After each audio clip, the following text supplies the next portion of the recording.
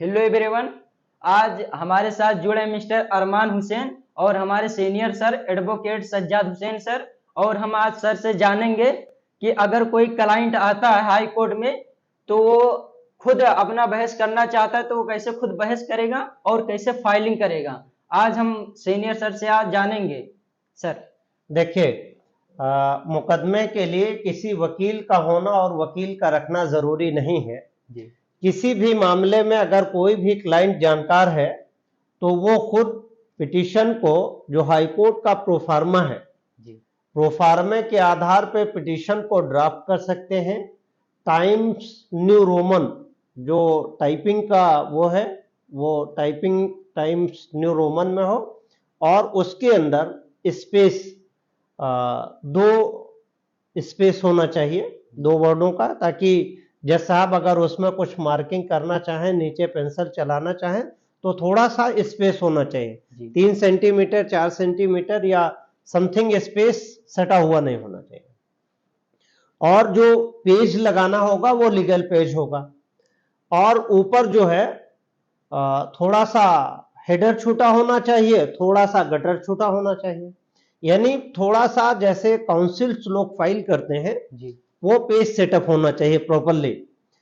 और कोई भी client directly in person file हो सकता है, जैसे तमाम क्लाइंट हमारे भी हैं जो सिर्फ आते हैं उनको एफिडेविट पे, क्योंकि वो एफिडेविट जो हाई कोर्ट में फाइल होती है, एफिडेविट पे काउंसिल का एक सिग्नेचर होता है कि जो आदमी पिटीशन फाइल कर रहा है वही आदमी एफिडेविट फाइल कर रहा है या नहीं।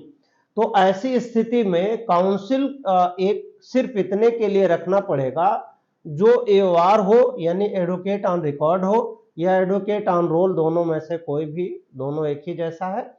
तो उस पे वो वेरीफाई कर देंगे कि जैसे कोई जेड है, जेड वो पिटीशन इन पर्सन फाइल करना चाहता है। मैं जेड एक एग्जांपल के लिए कह रहा हूं कि जेड एक एग्जांपल के तौर पे पिटीशन इन पर्सन फाइल करना चाह रहा है। अब जेड ने प्रिपरेशन कर ली है, जेड को एफिडेविट पे कौन वेरीफाई करेगा, उसके लिए काउंसिल का होना अनिवार्य है ताकि एफिडेविट पे वो वेरीफाई कर दे।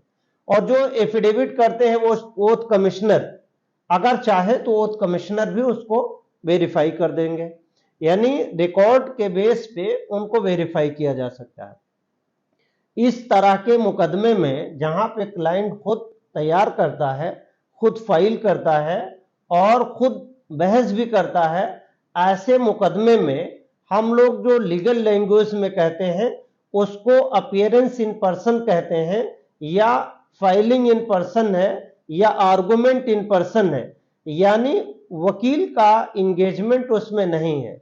एडवोकेट एक्ट 1961 का कोई उसमें दखल नहीं है।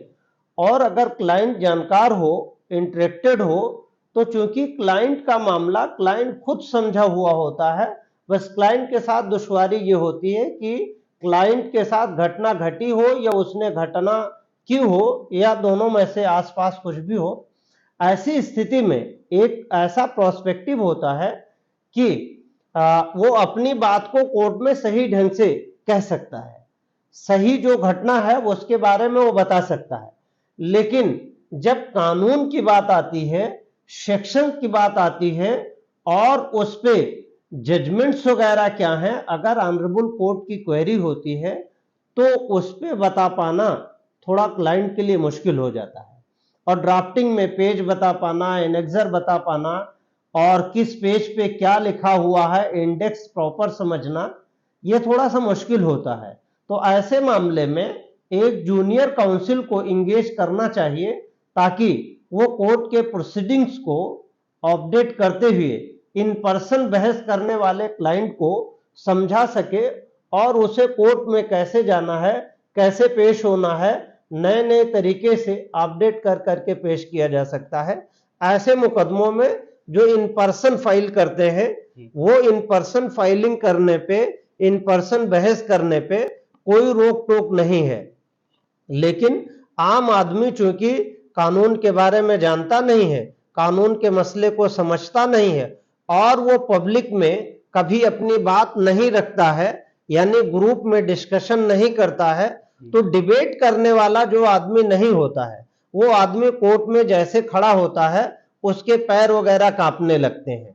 और चूंकि हाई कोर्ट के जज हैं, तो हाई कोर्ट के जजेस के सामने भी एक बड़ा मुद्दा होता है, तो इसलिए ज्यादातर लोग जो है काउंसिल इंगेज कर लेते हैं। अगर कोई चाहे तो इन पर्सन भी बहस कर सकता है, उसके लिए कोर्ट की प्रोसीडिंग में कोई रोक टोक नहीं है। Thank you sir.